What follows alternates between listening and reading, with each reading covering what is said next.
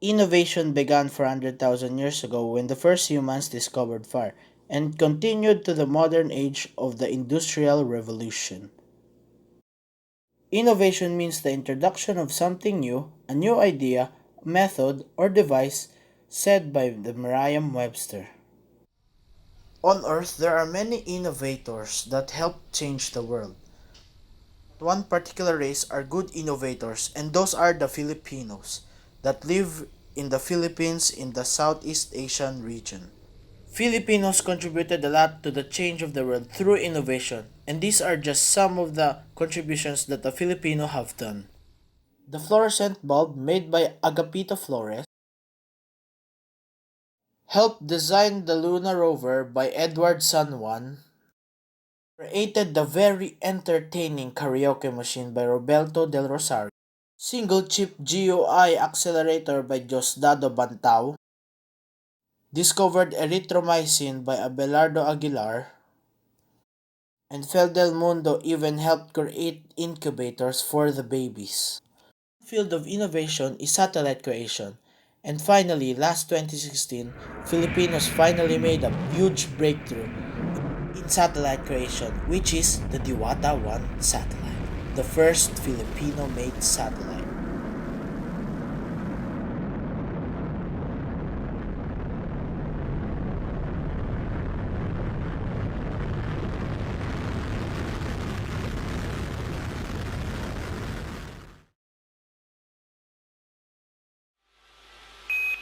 10 seconds to deploy. 9, 8, 7, 6, 5, 4, 3, 2, 1, go.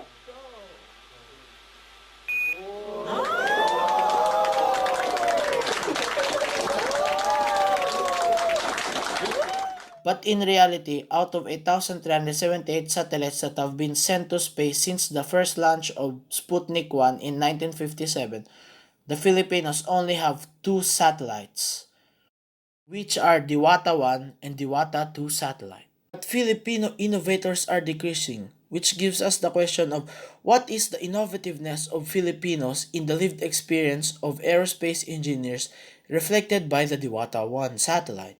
Satellites are important to our lives because they help in communication, in navigation, and even in saving people from disasters. Object to study is to use the innovations and the lived experiences of the creators of Diwata 1 in order to make a website and a seminar educating the younger generation. This is to make future engineers to have a solid goal and help the upbringing of Filipino innovation. With the activities given in the seminar, Filipinos will be able to understand the innovations made by Filipino and be able to set a goal for them to be able to improve the state of Filipino innovation. Our research is a qualitative research, as it focuses more on the why rather than the what. It will also take the form of a phenomenology, as it focuses more on the experiences of a group. In this case, the aerospace engineers of the Diwata 1, and their experience is the process of Filipino innovation. The core researchers are the aerospace engineers that made and designed the Diwata 1. The researchers conducted the study in DOST-ASTI, or Department of Science and Technology, Advanced Science and Technology Institute. This is because the core researchers are situated in this area. Researchers use a focus group discussion method of gathering the data. This is because the researchers believe that this is the most effective way of gathering the data. They interviewed a total of 6 co-researchers. After all that, the researchers made a typology, or a typology of the findings, and they had to validate this through members validation as required by Colyse's method. They had to contact the co-researchers, but they were very busy. The researchers just contacted them through Messenger to validate so that they could continue the research. Well, first, you have to come up with a plan first. Essentially, when you build a satellite, ano bang mission mo? Ano ba yung objective mo? Yun yung first na ano yun natin. Ang problem is, yung Diwata satellite, sa 50 kilogram satellite, you can only put so much na kami na, yun nga, yung time na yun, sagad na yun eh. Actually, nung nabuo yung satellite, we actually exceed the limit nung provided ng JAXA. Dapat, iba't ba 50 kilograms dapat siya. Pero parang umabot ng mga 54, na gano'n. Sumabra ng konti, pero buti na pumayag sila na kasi first naman. Pero pag ano na yun, baka hindi kailangan mo, takpiasan mo dapat yan, hindi mo siya ano. So, marami. Well, for one, no, di ba, ito yung first leap natin sa paggawa ng satellite. Parang close to perfect dapat. There's no room for mistake. Very tight yung schedule. Parang, I think one year lang, kailangan na siyang matapos. Diwata 1 was certainly an inspirational innovation, if you can call it that. We've had numerous young people tell us na they want to go into aerospace engineering because of Diwata 1, or they even want to be astronauts. So I suppose these things are offshoots of the launch and the operation of Diwata 1.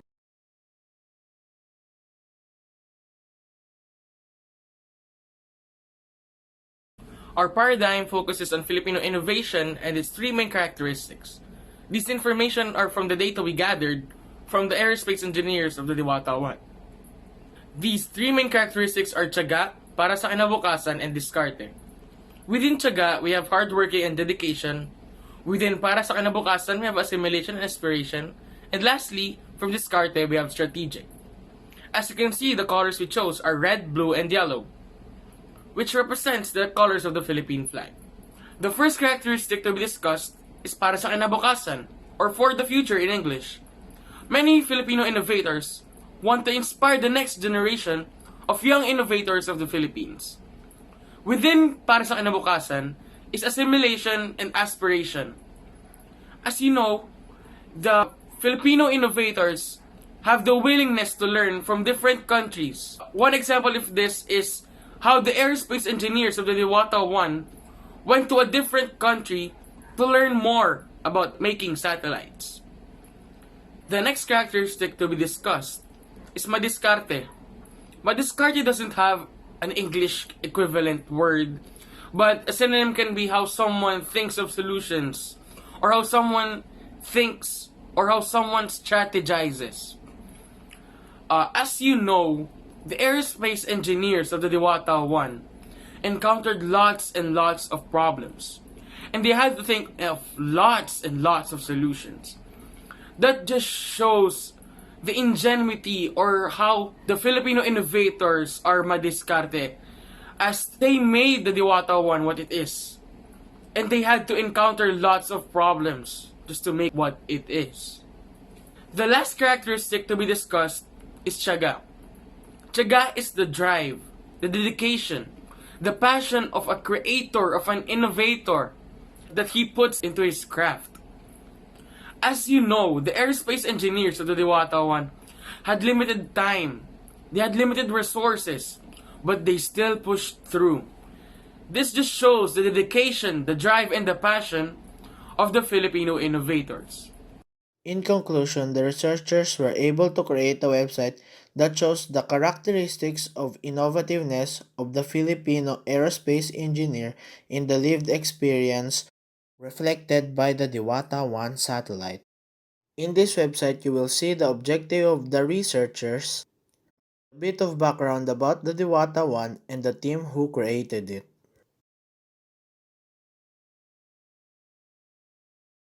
This also shows our findings about the characteristics of Filipino innovators, which are para sa kinabukasan, madiskarte, at matyaga. It also includes our paradigm. Here, you will see the illustration of the students after our seminar in PCU. Also, you'll find here the ideal Filipino satellite model, which is the Bahay Kubo.